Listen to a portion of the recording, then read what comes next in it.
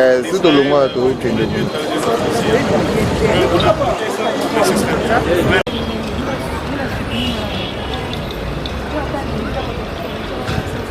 Bonjour, bonsoir, hello, bon dia. Ça dépend de quand Herbino beaucoup télévision, bande de Kobalanzi ya Africa Co télévision. Nous sommes en direct à Palais de justice ya République démocratique du Congo à wana Kinshasa. Bisika ni yango équipe ya Africa Co télévision toye ko couvrir convocation to mandat ya comparution au batindela ki Israël Mutombo o azali patron ya bosolo na politique nde natiki bino moko bolanda lolenge ni yango mayenyos o babengeli awa ekoleka na mkula lelo tolanda na binelongo kolwa lelo bayimboka bazelaki vraiment boye ya Israël Mutombo yazali patron ya bosole na politique pona aya kokutana na bazuzi mais ayete eloko nini yango population to balandi ya Africa Co télévision bakoki ko retenir na mkula lelo. Bon, ndeko sango Israël Mutombo asengaki biso lelo toya epa ya bazuzi po aza mutu atosaka mibeko ya mboka na ye ya solo babengisaki ye po aya na parquet pona makambo toyebi te nini eza na kati na yango toyaki lelo po tosenga bapusango na mikolo mikoya po nde tozwa nanu ntango ya koya na kimia nyonso mpe toyeba nini yango balingi kosambisela ye. Dossier ngo ezali nini? Ezali politique to kaka expression de la presse na RDC ezati.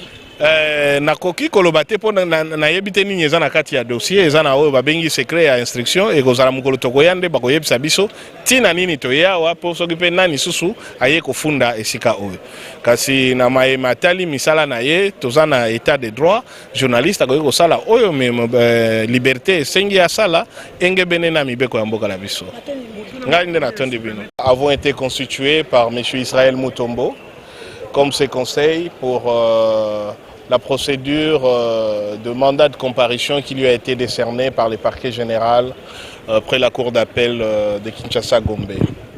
À cet effet, nous avons donc comparu pour déférer à cette convocation afin de pouvoir obtenir un report de cette audition à une date ultérieure, chose qui nous a été accordée dans l'intérêt d'une bonne administration de la justice. Et raison pour laquelle nous avons tenu à vous en faire part. Donc à ce niveau, nous n'avons pas de commentaires supplémentaires à émettre, sauf que effectivement, à ce jour, il n'y aura pas audition d'Israël Mutombo, puisque nous avons pu obtenir un report à une date ultérieure. Voilà. Ndeko nangai ya musala maître Michel nangai tozalaki ba oyo ndeko sango Israël Mutombo azwi lokola balobeli naye bato baki kosamba pona ye na mokanda oyo batindaki aya kobimela awa na parquet général près et cour d'appel ya Kinshasa Gombe na yango lelo toyaki na kombo na ye pona koloba pona ye pe tosengi batinda kosamba na ye na mikolo mikoya yango wana pe ba ndimi yango batindi yango na mikolo misusu oyo bokoyoka na tango ekokoka nde tobimi poto yebisa bino ete ndeko sango mbugo lelo akosamba te batindi yango na manaka ya mikolo misusu toyebi te parce que ndenge boyebi na makambo etali parquet instruction eza secrète mokolo nde tokoya na ye tokoyeba likambo yango eza susu nini balingi nini mpona ye pe likambo nini balingeleli ye eloko mingi tokoki koloba ntango nyonso ndeko Israël abengamaka mpona koya kosamba mpona justice ayaka comme tout citoyen arespectaka mobeko ya mboka na ye po mpe na ntango ekokoka likambo wana ekozala na kokoso te po aya toyebi te nini baza koreproche ye tokoyeba ngo mokolo wana. Maître, de quoi la justice se reproche à M. Israël Mutombo? Écoutez, le dossier au parquet est une instruction secrète. Donc au moment où nous vous parlons, nous ne savons pas quelle est la nature des faits qui lui sont reprochés et s'il y a un éventuel plaignant. Et vous savez toujours qu'Israël Mutombo, chaque fois qu'il a été convoqué ou il a été invité, a toujours déféré aux convocations de la justice. Donc en temps utile, nous viendrons et nous en saurons un peu plus quand la date vous sera communiquée en temps et heure. Merci. Nous ne pouvons pas le savoir et nous espérons que non. Dans un état de droit, la presse est appelée à faire son travail. Et le travail de la liberté de la presse, ce n'est pas toujours de dire des choses agréables à entendre. Hein. La liberté de la presse est aussi d'exprimer des questions qui peuvent éventuellement déplaire à des individus, tant qu'on reste dans le respect des personnalités et qu'on est surtout conséquent par rapport aux faits qui font l'objet des commentaires. Un journaliste, c'est comme les thermomètres dans la société. Le thermomètre n'est pas responsable de la fièvre. Il fait que témoigner de la température. Ce n'est pas en cassant les thermomètres que vous allez faire baisser la fièvre. Donc, dans ce sens, Israël Mutombo comparaîtra en temps et heure, comme il l'a toujours fait, accompagné de ses avocats, conformément à l'état des droits. Ngai na yebi nini eza na kati ya dossier te po ebungi tozala na client na biso po toyeba soki likambo eza politique etali makambo ya justice na droit te tozali te na état policier oyo basalaka ba procès politique totalaka soki mbeba ezali na ndenge mibeko elobi wana nde tokotala mibeko elobi nini tokosamba engebene na mibeko eza te makambo politique to bosolo na politique esalamaka na plateau esalamaka na parquet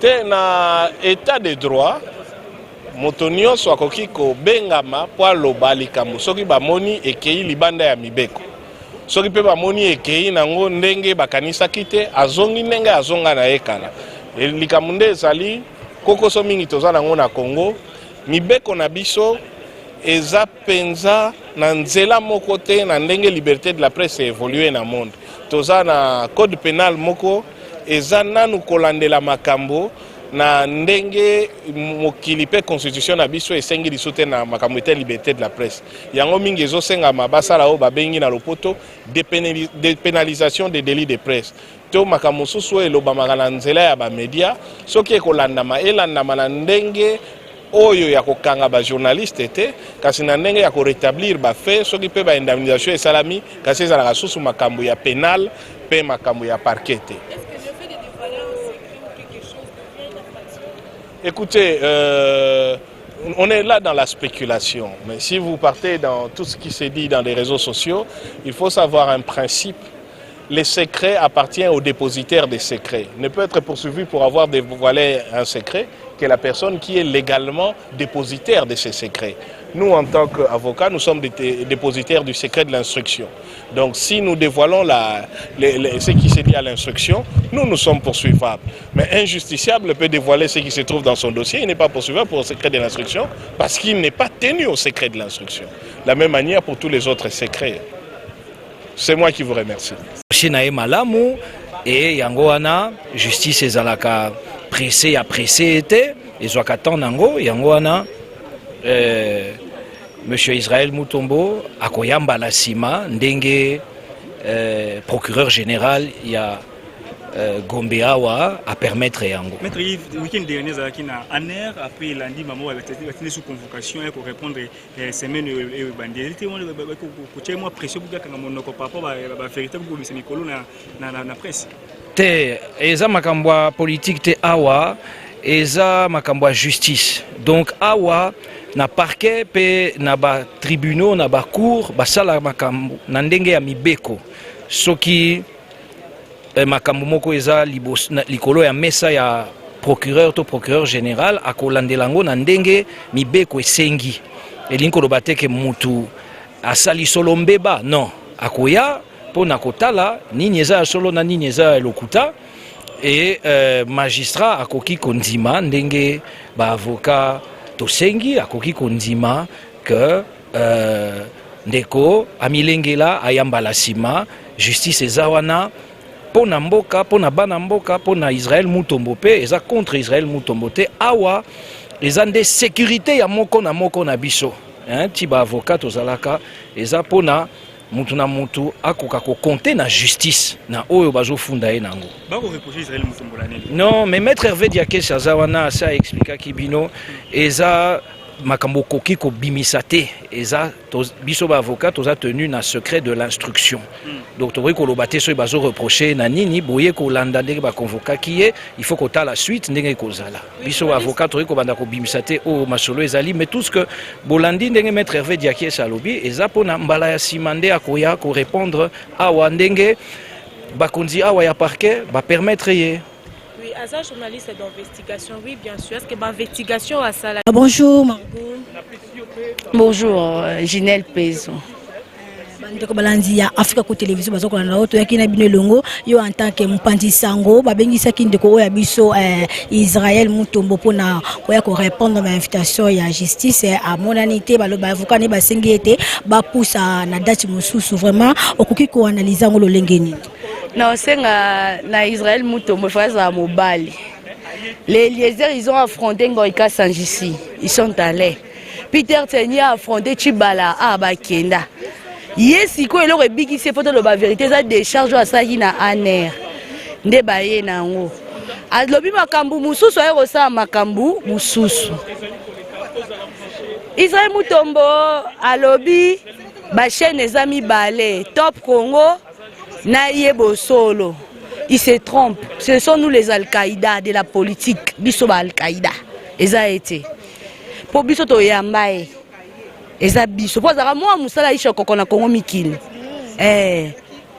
bato apoto balakisi esko nde YouTube ezalaka nde lelo na YouTube ya bien za mosala ya Nzambe est-ce que mosala ya Nzambe akoki ko se comporter bongo ya on appelle si papa Barouti raison abengana ki na église na ye oui quand Israël Mutombo dit que non lui mutako simba ya zate akosi po yesu to biso bando ko fongole ba dossier nda beti biso na ba marche. Il y a un papa Tshisekedi a été à chaque plateau en 2018 pour na IDP ça soit 100 francs pour biso auto banda lit to sepela quand to monaka mokonzambo ka ko tambola na tapis rouge ndeto na kati azali confrère na yo journaliste oyo azali ko porta to ko kata kata mike est-ce que mabe na biso il y a dénigré le quoi net Africa cool a dénigré Top Africa, a dénigré Congo Boanya, a dénigré Tindika, a dénigré la chaîne sur YouTube Ginelle. Pour le but que yé na Top Congo de balandara bango, si ko biso ba o. Ba ine na biso ça bon ba mbonga ba dossier. Koke ko sokola butu na maya e balé, faut banda ko filmer ba pêcheur. Ba libi kota kota, ya wana ba rage wana comme ko chauffer bango mitu. Batala rata ba na ba ona ndaku na basi na bango. Avant ba ça ba makamsu so bango ba ko sala. C'est la honte. Hein? Voir comme ça Israël Mutombo dire que non, basonné bazoto $20 à prime. Hier azora mbongo na IPK na la police. Hier azora mbongo na la police. La police. Aza détaché à la police Israël Mutombo. Quand il travaillait avec général Kanyama, ali bambo général Kanyama bengana et pour pas ndoli bambonga ba journaliste ba bengana. Siko.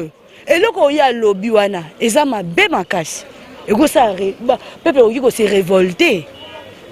Bino azana ba preuve na yeke ba soda kuna ba obaza ko bunda na fond kuna na est bazo ba pesa ba ka prime de risque na bango les $20. Otu nene na futela ke billet po ke beni.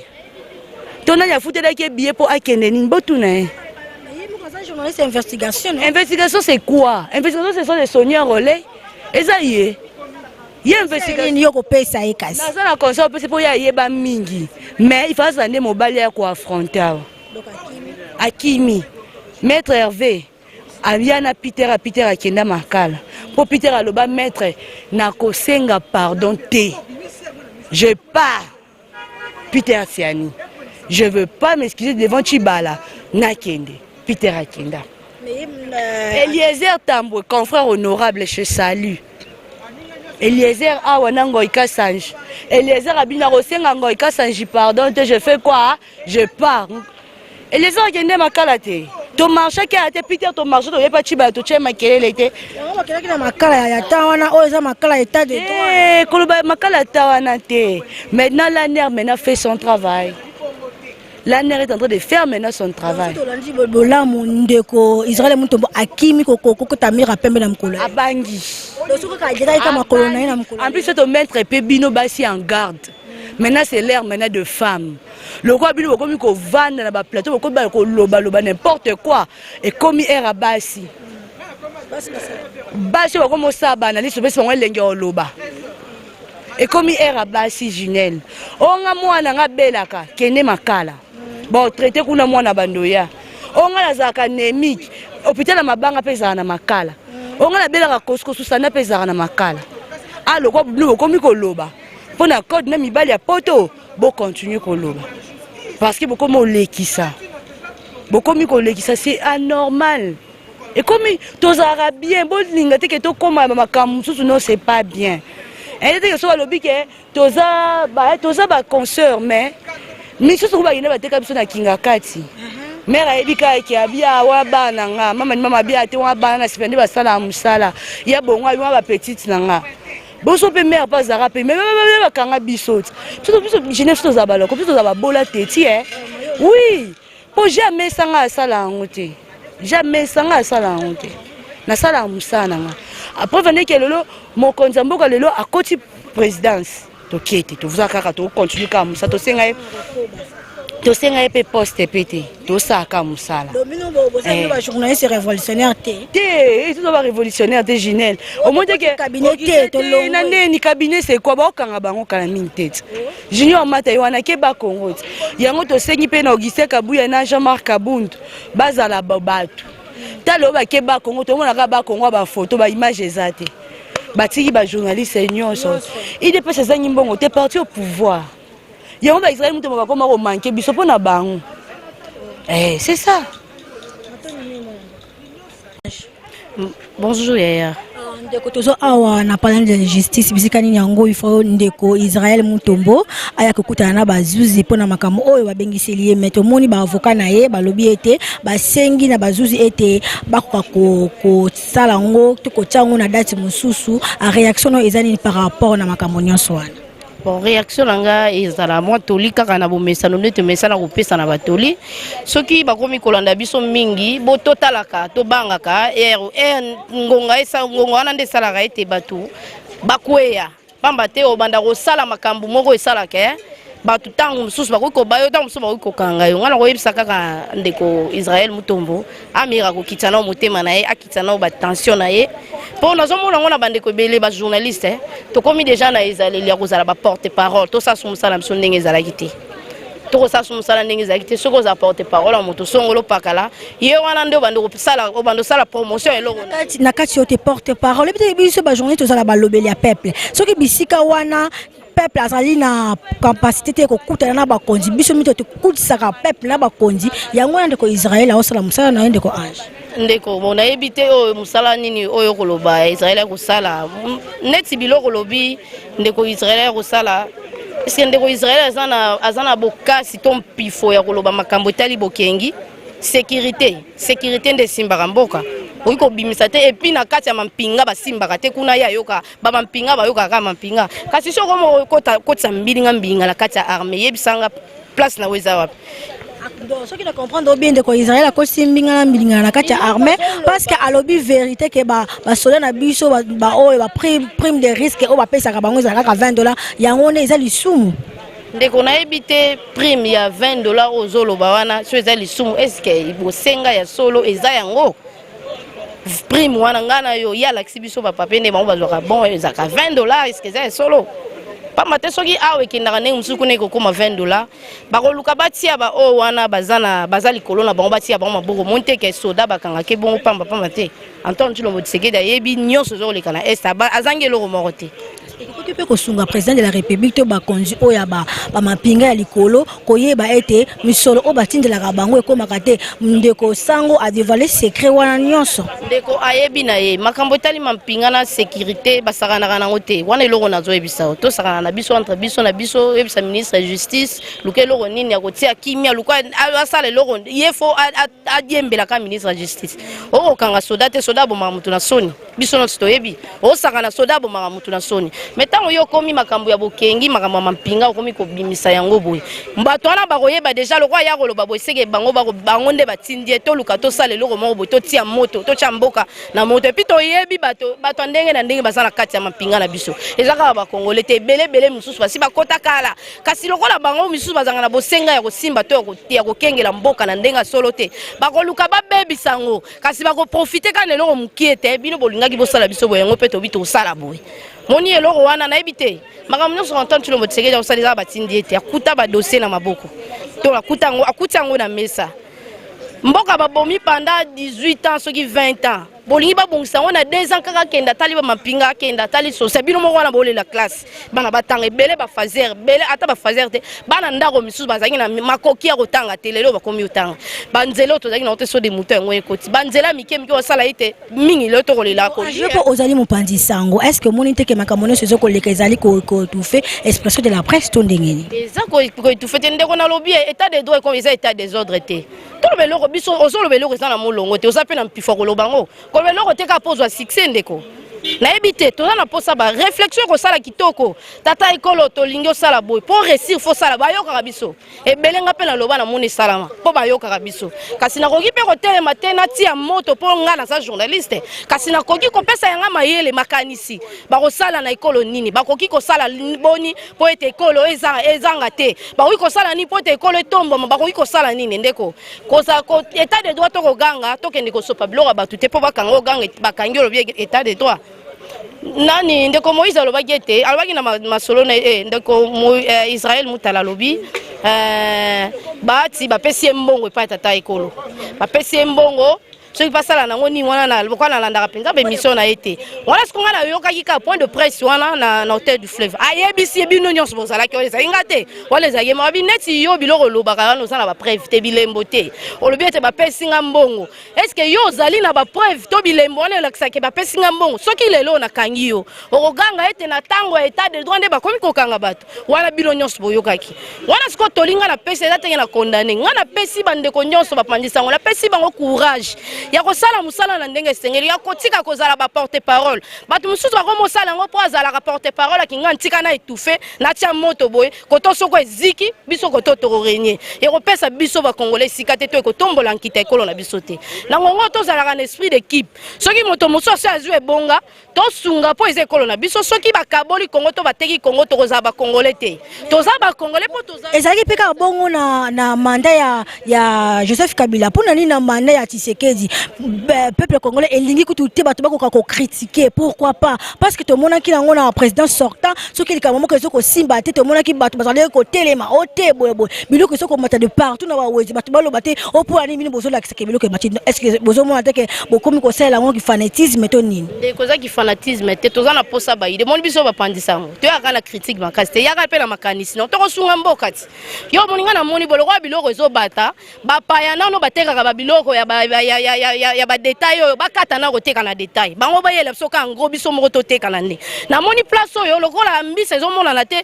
biso tozwa mwa de bato mo boye eutaka kinkole ya kotila biso yaka na ide tango zo ya na critique osana eloko te ndeko ezo peso pe kilote tango zo kende bongo biso nyonso toyebi économie na biso non budget na biso no kutu mbongo na biso ezalaka stable te ebujaka ninga la air nyonso donc ezo senga ba ministre moko o bakoki penza kotia mayele na bango biso tozo senga kaka bango nde soki balobi lelo bakomi na posa ya kosalela mboka biloko emata na loyenge te et puis mutu nyonso ayeba ebonga na mutu nyonso ayeba musala na biloko emata na loyenge te okei ka critique oui yaka pe na mayele na yo tokoki kosala nini biloko ezomata pamba te ezomata bato baza ebele bazosala ete biloko emata eza na baye basi bamesana deja na badomaine wana babi po tonyokola bato tokematisa biloko po tonyokola bato tokende esika boye po tokoese bato fo tozala boye yango ozomona biloko ezomata nga sikoyo nazongisaka charge na baye oyo bakambaka bibonga wana pamba te soki omoni ebonga bapesi eleki makasi luka moto oyo akoki kosala mosala na ndenge esengeli yo kolunga te mpo ozwa kaka jip babengo excellence bozokoka eloko te okozala excellence ya nini so ozokoka eloko te ata sepelisi bato misusu te liberté de la presse ezokende na responsabilité okoki kosala n'importe quoi te okoki koloba n'importe quoi te na compte ya liberté de la presse mais eza sacré pe liberté d'opinion na kati ya liberté de la, parce que liberté d'opinion yango nde esali liberté d'expression na liberté de la presse. Voilà. Comme ça, même contre la loi. Oh, même comme il non, comme il menacé, des morts. Au Mexique, la vérité. Tondi mingi cher abonné à Africa Coup Télévision parce que bozala ki ebele connecté branché la chaîne na biso bo uti ko la lolenge ni yango ba avocat ya Israël muto bo ba uti ko expliquer na micro na biso ya Africa Coup Télévision ke ndeko Israël ayete na mukolo lelo ba sengi ke ba pousser date na mukolo mususu pona ndeko ami bongisa to ami lengele malamu opona ko ya kokuta na bazuzi yangwana bo uti ko na chaîne na biso Africa Coup Télévision bo landi déclaration ya avocat na ye maître Eve Diakese bolani pe maître Yves Kisongwe na ba ninga mususu ya ba journaliste le lengeni yango ba réagir na micro na biso ya Africa Coup Télévision bande ko balandi ya Africa Coup Télévision vraiment na tikibino bo s'abonner vraiment massivement na chaîne na biso bokozala décider parce que la combattante de la presse congolaise Ginelle Pez maman na journal Mutombo elongo na menga tozali vraiment awa pona ko servir bino na bisaka bino ko informer bino ezalaka devoir nanga. Merci mingi na équipe mobimba ya Africa Coup Télévision. Là je vois mi Thérèse, papa Olivier, papa Seba na pesi bino mbote mingi tokuta na mikolezo ko ya baba. Africa Cool, et après cool, Africa Cool, après cool, le quoi cool ma topi, cool. Chaîne Nabiso Africa Cool. En tout cas, les chaînes y a bien. Et puis vous êtes très rapide. Ils êtes très rapide. Les chaînes moko, bako ça a bien confiance. En tout cas, nazo senga na bato oyo nanu ba souscrire te bazwa. Donc, ils ont vraiment net oyo balo bakaki buka lelo, lamba lelo, lia lelo. Donc, eza kitoko na sepeli na bino, na sengi na bato nyonso bo souscrire ebele boko za la déçuté. Africa Cool, c'est la destination de prédilection pour une communication optimale. Longo Dianabino Mama. Merci beaucoup. Vous voulez le Congo? Pour que le Congo devienne cool, pour suivre les cool analyses, alors revenez et abonnez-vous massivement. Bobozala Moana, massivement. Africa Cool. Équipe Mobimba ya Africa Cool. Bah, félicitations. Et au monde de la chaîne, impartial. Et le rôle de Babino, vous méritez le soutien de la population ainsi que des institutions compétentes.